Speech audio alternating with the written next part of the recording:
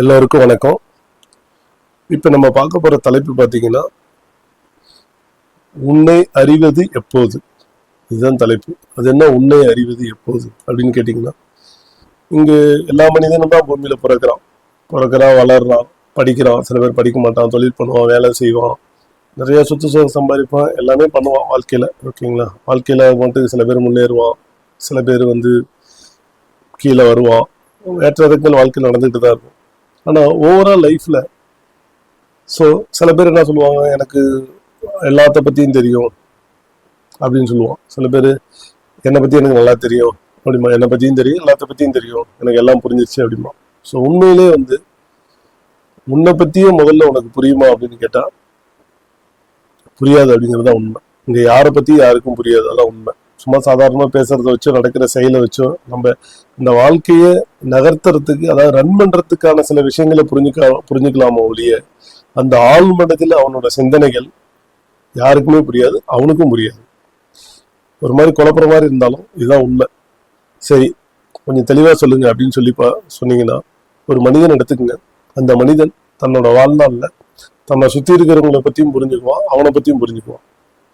அந்த புரிதல் உண்மையா அப்படின்னு சொல்லி கேட்டா, அது உண்மையா இல்லையா அப்படிங்கிறது அவங்களோட ஜாதகத்தை பார்த்தா தெரிஞ்சிடும்.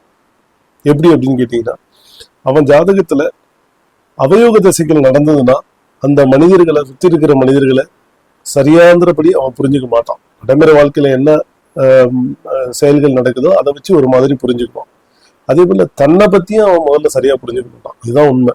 தன்னை பத்தியும் ஒரு தவறான புரிதலும், தன்னை சுற்றி இருக்கிறவங்களை பற்றியும், சுற்றி இருக்கிறவங்க நான் ஃபேமிலி, ரிலேட்டிவ், ஃப்ரெண்ட்ஸ் எல்லாமே சொல்கிறேன், வேலை செய்கிற இடத்துல கொலீக்ஸ் எல்லாமே சொல்கிறேன், எல்லாத்த பற்றியும் ஒரு தவறான புரிதலோடு இருப்பாங்க. தவறான புரிதல்னு சொல்கிறத விட அந்த லைஃப்பை சர்வே பண்ணுற அளவுக்கு புரிஞ்சுக்குவாங்க, ரொம்ப டீப்பாக அவங்கள பற்றி புரிஞ்சுக்க முடியாது.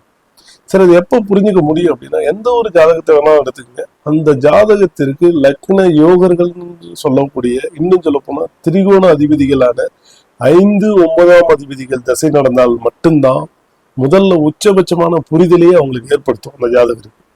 ஓகேங்களா? முதல்ல அவனை பத்தி புரிஞ்சுக்குவான். இவ்வளவு காலம் நம்ம எப்படி நினைச்சிட்டு இருந்தோம், நம்ம பர்சனாலிட்டியே இப்படி போட்டிருக்கு அப்படிங்கிற மாதிரி அவனை பத்தி புரிஞ்சுக்குவான். அதே போல அவனை சுத்தி இருக்கிறவங்களை பத்தியும் அந்த டிஃப்ரெண்ட் ஆஸ்பெக்ட்ல அப்பதான் அவன் புரிஞ்சுக்குவான்.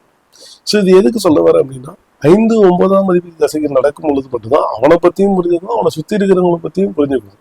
பொதுவாகவே 5, 9ஆம் அதிபதி தசைகள் தான் ஒரு மனிதனை ஈஸியா உயர்த்தும்னு சொல்லுவாங்க.